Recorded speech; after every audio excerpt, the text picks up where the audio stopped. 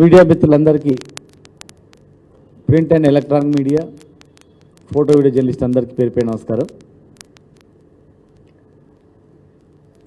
రేపు సర్దార్ సర్వాయి పాపన్న మహారాజ్ యొక్క జయంతి కనుక 100 సంవత్సరాల పోరాటంలో ఏ ప్రభుత్వం కూడా 70 సంవత్సరాల పైన స్వాతంత్రం వచ్చినా ఆ రోజు నుంచి కూడా సర్వాయి పాపన్న మహారాజ్ చరిత్రను ఏ ప్రభుత్వం కూడా వెలుగులోకి తీసుకురాలేదు. జయంతి వర్ధంతి ఉత్సవాలను చేయాలని చెప్పి ఎన్ని డిమాండ్లు ఉన్నా కూడా ఎవరు కూడా పట్టించుకోలేదు. కానీ మేము అధికారంలో ఉన్నప్పుడు సర్వాయి పాపన్న జయంతి వర్ధంతిలను అధికారికంగా చేయాలని జీవో ఇచ్చినాం. సర్వాయి పాపన్న కోటను ఒక పర్యాటక కేంద్రంగా తీర్చిదిద్దినాం. గోల్కొండ కోటను పరిపాలించినటువంటి రాజు వరంగల్ కోట, భువనగిరి కోట 33 కోటలను జయించి రాజు అనేటువంటి ఆయన చరిత్రను పాఠ్యపుస్తకాలు కూడా చేర్చాలని చెప్పి కూడా కొంతవరకు చేసినాం. మరి ఆ విగ్రహాన్ని ట్యాంక్ బండ్ పైన ప్రతిష్టాపించాలని చెప్పి ఒక గౌడ్ సోదరులే కాదు, చాలామంది అన్ని కులాలు, ఎందుకంటే ఆయన సైన్యము ఒక కులమని కాదు, అన్ని కులాలతో సైన్యం ఏర్పాటు చేసి రాజు అయినటువంటి చరిత్ర. రాజు అంటే ఆ రోజుల్లో క్షత్రియులే రాజు కావాలి, మిగతా వాళ్ళు రాజరికం చేయనిక లేదనేటువంటి దానిలో ఆసియా ఖండంలో భారతదేశంలోనే మరి క్షత్రియుడు కాకపోయినా మేము రాజెందుకు కావద్దని రాజు అయినటువంటి చరిత్ర గల సర్వాయి పాపన్న విగ్రహాన్ని అన్ని వర్గాల క్షత్రియుడు తప్ప మిగతా వాళ్ళందరినీ కలుపుకొని రాజైన చరిత్ర ఉంది కనుక ఆయన విగ్రహాన్ని పెట్టాలని డిమాండ్తో మేము విగ్రహాన్ని ఏర్పాటు చేయడానికి ట్యాంక్ బండ్ దగ్గర జీవో ఇవ్వడం జరిగింది. అదేవిధంగా జీవోతో పాటు 3 కోట్ల నిధులను కూడా ఏర్పాటు చేశాం.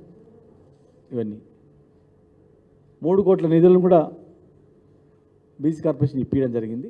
మరి రేపు జయంతి ఉంది కనుక ఈ ప్రభుత్వం ఎలక్షన్ మేనిఫెస్టోలోనే వాళ్ళు ఇచ్చిన హామీలోనే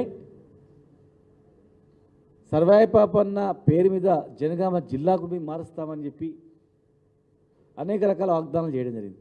కనుక రేపు జయంతి ఉంది కనుక, మొట్టమొదటి జయంతి కనుక ట్యాంక్ బండ్ దగ్గర విగ్రహం స్థలానికి జీవో ఇచ్చిన స్థలానికి తర్వాత నిధులు అవన్నీ కూడా గవర్నమెంట్ నుంచి మేము శాంక్షన్ చేసినాం కనుక రేపు సర్వాయి పాపన్న జయంతి కనీసం భూమి పూజనన్నా కేటాయించిన స్థలంలో చేయాలని, ఒకవేళ విగ్రహం ఇంత తొందరగా ఏర్పాటు చేయలేమంటే టెంపరీ విగ్రహం కూడా రెడీగా ఉంది చిక్కడపల్లిలో. మరి మీరు అడిగినా ఇస్తారు, లేదంటే మేము అడిగినా మాకు చెప్పినా మేము ఇప్పిస్తాం. టెంపరీగా ఒక విగ్రహాన్ని కూడా అక్కడ ఇమ్మీడియట్గా ఏర్పాటు చేస్తే ఒక హామీ మీరు ఇచ్చింది ఈ వర్గాలకు ఇచ్చినటువంటి హామీ కూడా నెరవేర్చడానికి చెప్పుకోవడానికి అవకాశం ఉంటుంది.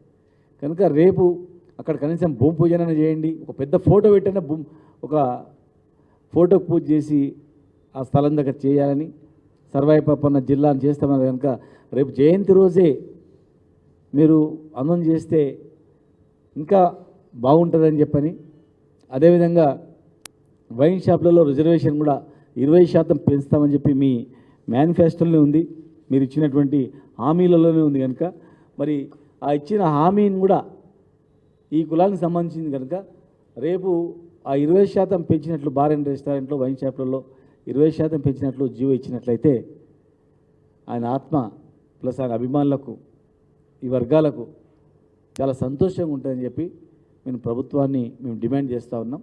దయచేసి ఆ ఇచ్చిన హామీను నెరవేర్చుకొని వాళ్ళ చిత్తశుద్ధిని రుజువు చేసుకోవాలని చెప్పని మేము ప్రభుత్వాన్ని డిమాండ్ చేస్తాం.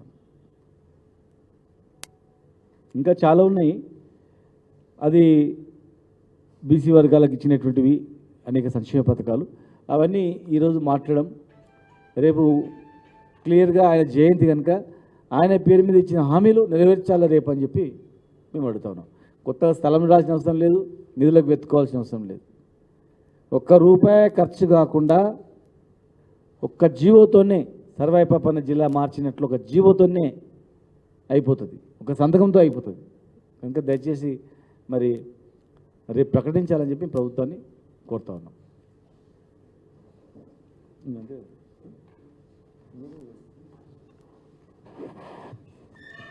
ఇవన్నీ అవే.